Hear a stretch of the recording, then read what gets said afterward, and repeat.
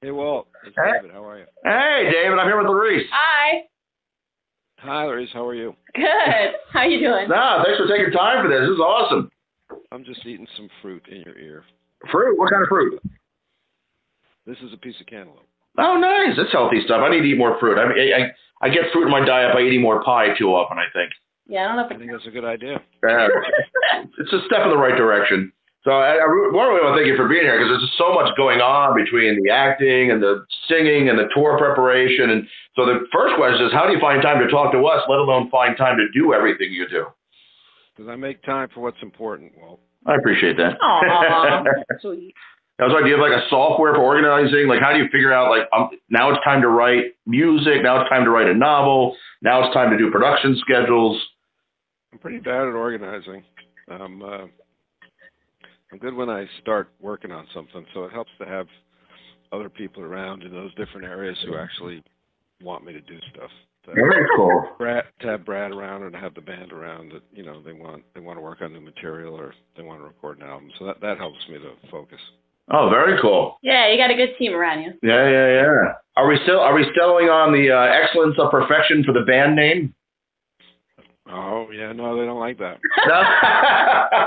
Monadical was taken. They like Marble Sun. Okay, that'd be cool. Yeah. I like that. It'd be like the title. I don't like it. You don't like it? Not really. Not your song? Not my song, for one, yeah. Yeah. It's also you know, it's their name, so they can choose it. So we won't call them Spiral either. Spiral didn't make it, although I was traveling home from Brooklyn, and my Uber driver, his name was Jam Shed, and I thought that should have been the name of the band. How do you spell that? That's Jamshed, Jam Shed, like a shed where you go to make some jams. Jam or shed? Oh, Jam Shed. Oh, yeah. Okay, cool. They didn't go for it though. So we're wondering, you know, with the done a few tours now, is there anything particular you're planning to prepare for the big tour down under with New Zealand, Australia, and all that flying? And yeah, I'm gonna at some point look for an image of myself as a 10-year-old boy in the audience and stage dive right at it. that brings up a question that we nixed. Yeah, that was my question. When you guys chose this design initially to be the first Hell or High Water official merchandise, did you anticipate a grown man to walk in the crowd and wear this shirt? I didn't anticipate it, but I dreamed or I hoped. With a pitcher of beer. The first time we put that on, we got looks from everyone, and they were like, "Oh my God, what if he's wearing David Duchovny?" I don't think my mother's ever seen that. I got to get my mother one of those shirts. I don't think she's ever seen it. That's my Grace Church, probably 5th grade school photo. Oh wow. Yeah. We all have photos that look like that from. In terms of preparation for the tour, yeah, we like to, you know, as you know, we like to do a cover that is, you know, germane to the country that we're in. Oh yeah. Yeah. So we're looking at some Australian bands and some New Zealand bands to cover a song or two when we're over there. Oh, so that explains doing Drake in Luxembourg. What did we do in Luxembourg? We won't bring that up again. Call me on your cell phone. All right. Oh, that was a misfire. Oh, we had a fun time though. That was fun. I loved it that you put the microphone in our faces. We didn't know any of the words. Yeah, I'm like, I don't even know this. It's because I didn't know the words. We were all lost together on that one. Fans loved it though. People were going crazy. They're like, "Oh my God, yeah. Please do not like Brady." I was like, "Yeah, but I don't think he's gonna do it again because he didn't seem too happy about it afterwards." Well, I think fun. Well, I think he said after the song, well, that's not happening again. Right from stage. But so like, do you have any free time to enjoy like some of your, you know, the stops that you make, like when you go on those tours? You know, you guys have a pretty heavy schedule. I hope so. I mean, I've had some, but generally because when we try to do the tours, I try to make them as quick as possible because I don't want to spend more time away from my kids than I have to when I'm acting, which is already kind of a hardship. Yeah. So generally, I mean, my preference would always be to spend more time and to kind of do it in a leisurely fashion and actually like a human being, but that's not the way I plan them out. and usually it's hard. It's a hard schedule because you finish late at night, and it's hard to go to bed right away. Yeah, you get that stage fright, you get wired. Yeah, absolutely. Yeah, so during the day, there's a lot of napping involved. That's good. It's even more spread out than Europe, I think, space-wise. Probably. Yeah, there'll be more little plane trips, I think. You started talking about getting back to your kids. We were wondering, now you said yesterday in one of the interviews that they actually play guitar better than you now since starting. Have you considered collaborating with them on a song, or have you even tried doing such a thing? No. I mean, if they would come to me, I certainly would love to do that. But I just want them. I don't want them to feel like they have to actually do anything with it, or just to enjoy it. Not to feel like they have to use it or create anything out of it, just to kind of give themselves pleasure with it. Right. Cool. Which one is it? So, actually, we were wondering if you stick on the music for a second, if there's anybody out there that you could tour with or jam on a concert, give like the epitome of the perfect collaboration out there, past or present? Well, past, I mean, just look at the covers that I've done. We'll give you the answer to like who are my guys. But present,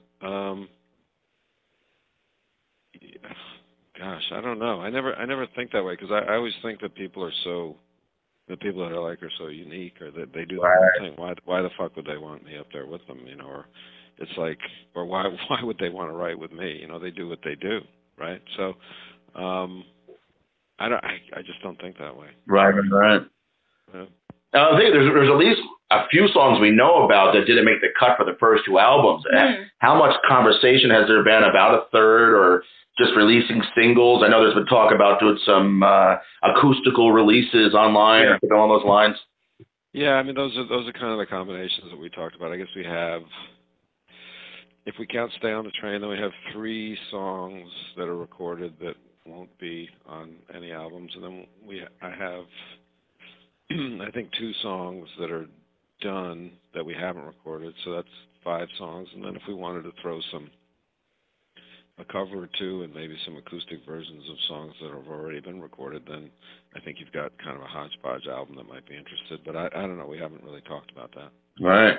How much time is going? It feels like you guys are doing so much press work and appearances. How much time are you putting into the preparation for the tour, the rehearsal wise? And we've been able to get like 4 or 5 hours the past 3 Sundays since I've been back in New York, and we're going to continue to do those like marathon 5-6 hour Sunday sessions. Right.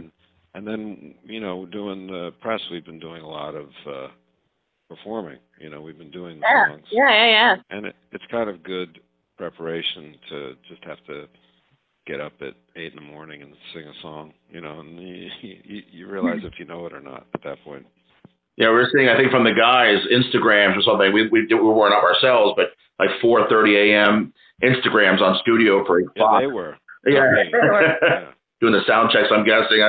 Those morning shows, they're so crazy. And you're on the last hour where you have to be there at the beginning for all the sound stuff. Yeah. What was the question? So we had a couple questions, if you're okay. We're really excited. Although they messed up on the 3rd album yesterday, but we have a 3rd novel coming. And we want to share about Miss Subway's coming out. People love the albums. There's so much going on, but anything you could share about that?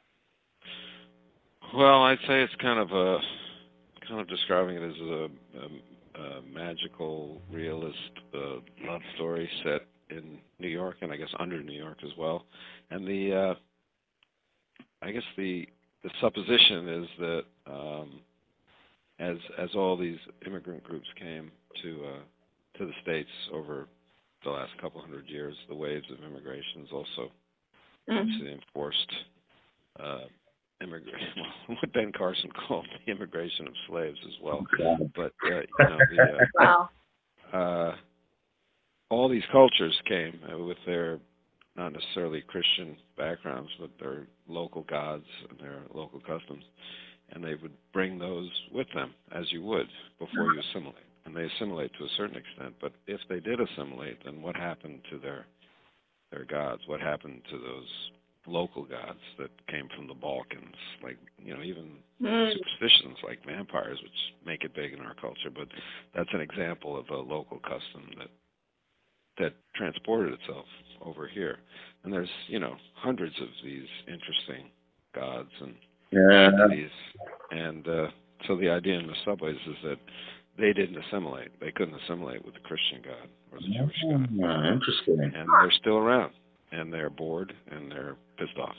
It's funny. Well, I was when I was driving the countryside of France, on the way from Paris to Barcelona for the European tour, noticing like on every few hills would be like a castle or chateau, and I was really fascinated by like the geopolitical history based on just the way the land is set, and the way civilization in Europe developed, and religion, of course, being a huge part of that. The change of religion, the influx of and later Islam, yada yada yada, and all the. It's all about gerrymandering. Exactly. I think it's nothing new. They're telling me we got one more question because I got to go on Rachel Ray here. Oh, okay. So I'll let Larissa ask the big question. Let her choose the last question. Are we? Can we do one X-Files question? Sure. Okay. So no, I was just curious about how much lines were improvised or ad-lib by Mulder on this season, because I know some of the writers said they gave you a little bit of freedom with that. Mulder doesn't improvise at all. Did I improvise anything? Right. Yeah. Well, I mean, Mulder's lines. I would have to think back. I guess the most important, and it's not actually an improvisation, but the most important change I think that I made this year was the end of the third episode. Excuse me, I've got a little cold. Was +1, I think it's called. Oh, sure. Where Scully says something like, it's not out of the realm of possibility. And, you're supposed to think that they're hooking up at the hotel. And the way Chris had written it was, she walks to the dividing door between the hotel rooms and looks in and sees Mulder kind of taking his pants off with his shirt off and getting into bed to go to sleep. And I said, first of all, I just said goodbye 7 seconds ago. Right. What kind of man gets out of his clothes that quickly? And, secondly, if I don't see her looking at me, you're basically going to be watching me take off my pants from behind. That means I'm leaning over with my ass towards the camera. It's not a good look. I say I understand what you're going for, but it's not. You can't achieve it with this. It's not going to work. So I just said, what if, she comes and opens the door and I'm just standing there and I'm like, yep, I knew you were going to open that door. Yeah. It's kind of like your Han Solo I know moment. Right. So I feel like that really kind of helped, save the end of that episode, because I was kind of uncomfortable with, kind of looking at Scully's ass, and there was this kind of through line of like looking at Scully, in a certain way. And I was like, Mulder's never done that. I don't really understand what we're trying to achieve here. And Chris was like, well, at the end, she turns the tables on you. And then I was like, well, but that doesn't even work either. So how are we going to do this? And then to find that moment on the day, because I didn't have that thought before. Right. It was just like I actually left the room and I stayed at the door, and I was like, no, I should stay here. And when she opens the door, I'm like, boom, just right there. And the perfect so I feel like, yeah, it was perfect. Yeah. Good. Cool. Awesome. Cool. Well, thanks for joining us. This is awesome. Yeah. okay. Yeah, so we'll see you down under, if not sooner. I bet I'll see you soon. Yeah, you bet. We're doing the whole thing, so we're figured. Amazing. Thank you, sir. We'll be cheering you on. Have fun. Thank you, sir. All right, bye. Bye. Bye-bye.